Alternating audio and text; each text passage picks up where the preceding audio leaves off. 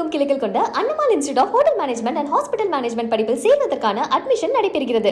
சட்டப்பேரவையில் டாஸ்மாக் சரக்கு சப்புன்னு இருக்கு, கிக் இல்லை என்று அவை முன்னவர் துரைமுருகன் சொன்ன விளக்கம் வியப்பை ஏற்படுத்தியிருக்கிறது.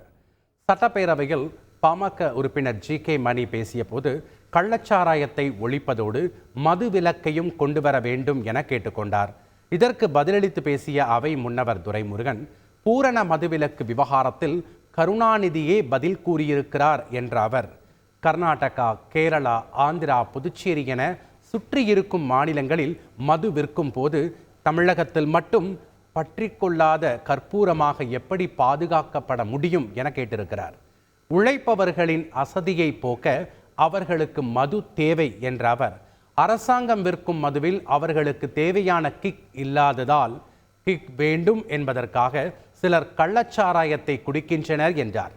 அரசாங்கம் விற்கும் சரக்கு அவர்களுக்கு சாஃப்ட் ட்ரிங்க் போல மாறிவிடுகிறது. எனவே லிட்டில் பூச்சி விளக்கில் போய் விழுவதை போன்று விழுந்து செத்து விடுகின்றனர் எனவும் துரைமுருகன் விளக்கமளித்தார். அதற்காக தெருவுக்கு தெரு காவல் நிலையம் திறக்க முடியாது என்ற அவர், மனிதனாய் பார்த்துதான் திருந்த வேண்டும் என்றார். கள்ளச்சாராய விற்பனைக்கு துணை போகும் அதிகாரிகளை தூக்கில் போடுவோம் என்று கூட சட்டம் இயற்றலாம், ஆனால் எல்லாத்துக்கும் ஒரு நியாயம் இருக்க வேண்டும் என குறிப்பிட்ட அவர், நடந்தது நடந்ததாக இருக்கட்டும், இனி நடப்பது நல்லவையாக இருக்கட்டும் என்றார். தமிழகமெங்கும் கிளைகள் கொண்ட Annamal institute of hotel management and hospital management படிப்பில் சேர்வதற்கான அட்மிஷன் நடைபெறுகிறது.